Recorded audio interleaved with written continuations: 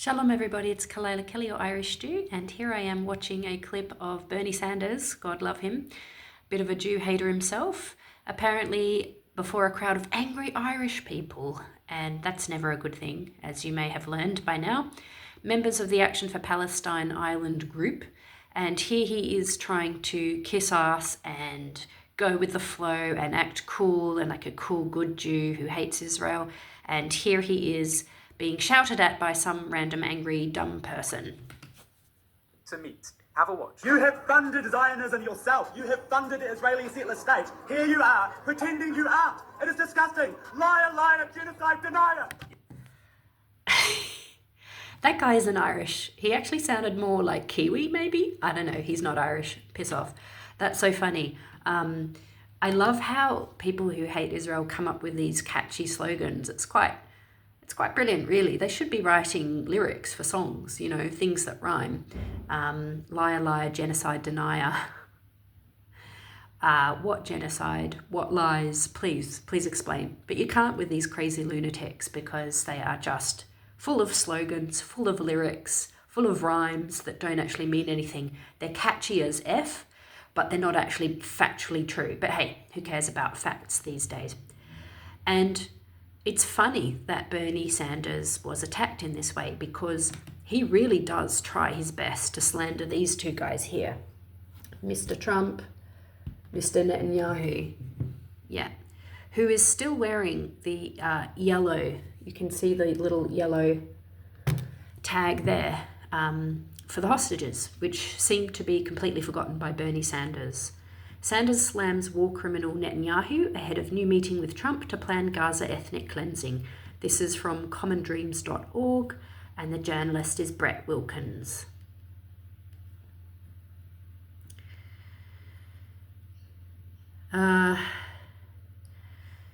So Bernie Sanders says that as President Trump and members of Congress roll out the red carpet for Israeli Prime Minister Benjamin Netanyahu, let's remember that Netanyahu has been indicted as a war criminal by the International Criminal Court for overseeing the systematic killing and starvation of civilians in Gaza, Sanders said in a statement. Let's unpack that a little bit, shall we? Okay, so the use of the word red carpet implies that Netanyahu is being treated like some superstar, some actor, some rich dude who is worthy of royal status. So he's playing up this idea that Netanyahu is a king, a celebrity. And that's ironic coming from Bernie, who is a millionaire and who literally goes around blathering nonsense to people as a career. He hasn't worked a proper job a day in his life. He is a mouthpiece for ideas, socialist and communistic ideas that don't actually work. Then he says that Netanyahu has been indicted as a war criminal by the International Criminal Court. Now, what is the International Criminal Court? It's run by a group of Islamists. The criminal court is a joke. The International Criminal Court is a joke. And you want to talk about superstars and rock stars, right? Getting royal treatment and the red carpet treatment. Well, George Clooney, who is a famous actor, right, and gets the royal carpet treatment because of his charm and his millions and millions of dollars, his wife, Amal Clooney, wrote on behalf of the International Criminal Court, and her family allegedly has ties with all sorts of nefarious people in the Middle East. So there's a whole kind of network around the International Criminal Court, as it calls itself, gives itself its own legitimacy. There's this whole network around that court that is absolutely anti-Israel, is completely anti-Semitic and completely biased. It's like a group of people just got together and were like, hey, we're going to be the international court, okay? We're going to be the lawyers and the bosses, and we're going to decide what's right and what's wrong. Yeah, okay, thanks. Israel's bad. It's such a joke. It's such a joke. Who is the International Criminal Court? What gives them validity? What gives them morality? They are a group of vipers. Absolute rubbish. Anyway, Bernie says then that Netanyahu has overseen the systematic killing and starvation of civilians. Now, let's unpack what that part of the paragraph, what that part of the statement means. It means Bernie is suggesting, no, he's stating that Netanyahu has systematically looked at all of the people in Gaza and told his soldiers, okay guys, one by one, in a great, systematic, organized, refined, pre-planned way, you have to go and just kill civilians. Look for civilians, find civilians, and just kill civilians, especially babies if you can, because you know that we Jews love killing babies, right? Sarcasm. Go and systematically kill every person you possibly can, because, let's remember, it's also a genocide. And a genocide, if anything, is the systematic, intentional killing of a specific group of people with specific characteristics. So he is suggesting that the leader of a democratic country in the Middle East is particularly and conveniently and properly and systematically targeting civilians. Not by accident, not because Hamas are hiding in civilian areas, making it effing difficult to get them out. Not because many civilians are part of Hamas or are pro-Hamas, and that the distinction between civilian and combatant in the area is completely null and void, because they have blurred that boundary themselves. They literally have blurred that boundary. A civilian can pick up a rock or a gun and fire at you. Hamas can hide in a baby's room and put their weaponry under the bed cot. There is no boundary between civilian and Gaza. Again, not something us Jews came up with. That's the Palestinians doing. That's Hamas's doing. That's that toxic infestation of their death cult ideology, their entire little statelet that is obsessed with martyrdom and death in the name of holy war. Wake up, people. Wake up, Bernie Sanders. And the systematic starvation of civilians, again, that implies that Netanyahu and all of his leaders of the state of Israel have sat in a room and said, now, let's make sure that none of the people get food. Let's withhold the food, and let's make sure that every single civilian in Gaza starves. Let's make sure that that happens. How can we make sure that civilians starve to death? Never mind that Egypt also has a corridor with Gaza and could be putting food in, and never minding the fact that Israel actually did let in a shit ton of food, and it just kept getting stolen by Hamas. Interesting. Sanders is full of shit, sorry.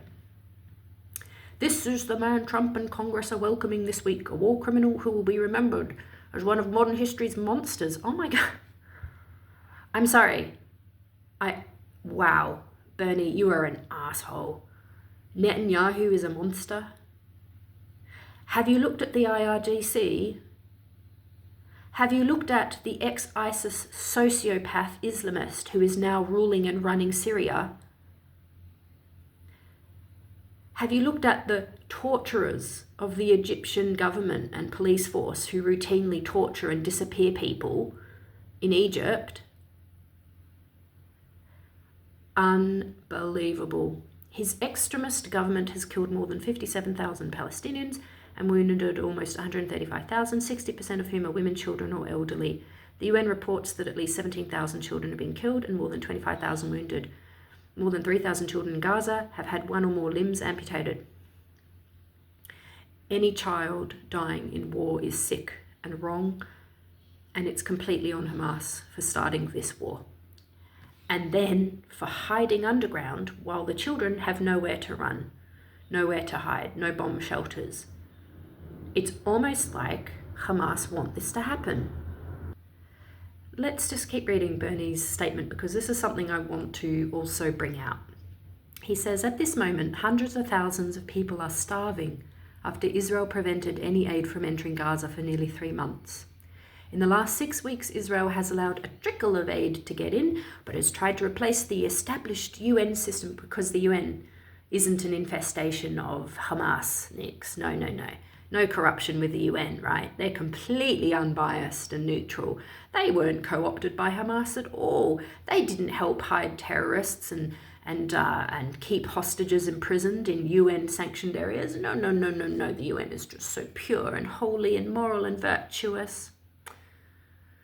Anyway, Bernie says, this has been a catastrophe with nearly daily massacres at the new aid distribution sites. Okay, Bernie, who is massacring people? Who is shooting at civilians who are trying to get food? That would be Hamas. That would be Hamas. In its first 5 weeks in operation, 640 people have been killed and at least 4,488 injured while trying to access food through this mechanism. Please explain to me, Bernie, why you are obsessed with the minutiae and the intricacies of Israel providing food to the country, statelet, dream, area, whatever you want to call Palestine, that tried to kill every Jew they could on October 7. Please, let's zoom out of the obsessive intricacies of numbers and details, and they didn't let the food in this way, but then they let it in this way, and then this many trucks came in, and then that many went out, and it's not right, and and they're not perfect, and they haven't managed this well, and their operation sucks, and Israel isn't perfect, and they're not meeting these impossibly high standards that we hold them to. We, sitting comfortably in the United States on indigenous land, which you haven't given back to the indigenous Americans, have you, Bernie? Nap, hypocrite. Here we go. Colonizers. Hi. Unbelievable hypocrisy. But let's zoom out from that. This is an old man in the United States blandering and blathering about a country, Israel, that is at war with people who tried to kill them and who did kill over 1,200 people and then took over 200 people hostages who still have not all been returned back to Israel. In what war, in what conflict has the side that has been attacked, name me one war where the side that has been attacked then for some reason not only has to feed the enemy that attacked it, but has to go to great lengths to make sure that the enemy is safe and secure and nobody dies and everyone's happy. Please explain that to me. Please explain that kind of war to me. Show me where that has happened. What on earth is this standard that Israel is kept to? That it has to feed its enemy, it has to protect its enemy, it has to warn its enemy, it has to safeguard its enemy. I really do not understand whatever the crap that is, and I would love any other country in the world to show me when it has been attacked by a foreign statelet, a foreign group, a group of terrorists, when that country has gone, you know what, we should really be nice to the people that just try to kill us and we should feed them. Get them challah, get them water, get them some apples, maybe a bit of cheese, look after them, make sure they're good, don't hurt anyone, retaliate in a really peaceful way where nobody dies and no casualties take place and nothing bad happens. This whole dream, this whole narrative that Bernie plays into is completely anti-Semitic because it says Jews have to be up here. They have to be perfect, even when they are being massacred, even when their babies are put into ovens and their women are raped and shot in the vagina and their men are beheaded with freaking garden hose. Even then, the Jews still have to be really, really perfect and they're never allowed to make any mistakes. And even when they're at war, they have to somehow not kill anybody at the same time. It's magic. It's just magic. No other country is held to these standards, certainly not the United States, where Bernie comes from. No other country is held to this.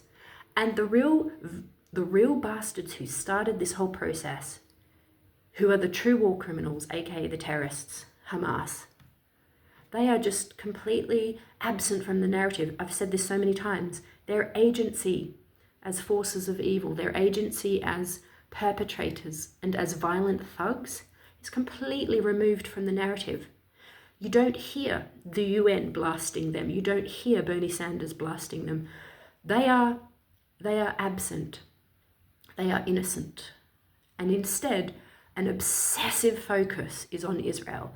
Every single thing they do, every action, every attempt at doing anything morally or properly to wrap up this war, to get rid of these terrorists, anything they do is not perfect, is criticized, is not good enough, blah, blah, blah.